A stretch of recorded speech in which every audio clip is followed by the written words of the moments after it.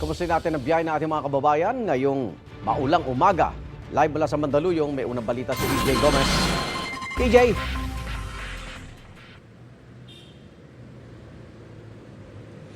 Iga na makulimlim ngayon dito sa kinatatayuan namin sa Mandaluyong na isa sa mga lugar na binaha kagabi na umabot gutter deep at pabalik-balik din yung ambon. Actually kakaulan lang din kani-kanina lang at dahil rush hour na ay may traffic na din.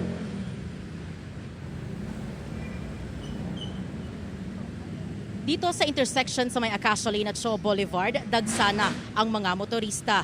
Marami ring commuter na nag-aabang ng masasakyang jeep. Yung tumitigil na jeep dito ay yung biyaheng Pasig-Quiapo. Sa mga oras na to, may traffic build-up na partikular dito sa may intersection nga, lalo na kapag humihinto ang mga jeep para magsakay ng mga pasahero.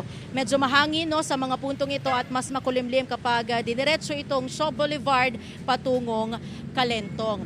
Iga na may mga nakausap tayo kanina, karamihan sila sa kanila yung mga commuter dito na nandyan lang sa harap natin na nag-aabang nga ng kanilang mga masasakyan na jeep na biyaheng papuntang Pasig at yung iba sa kanila ay nag-rush or naghahabol ng kanilang oras papasok ng trabaho at kapansin-pansin na marami sa kanila ay may mga dala na talagang mga payong dahil dun sa inaasahan nga nila na pag-ulan ngayong araw.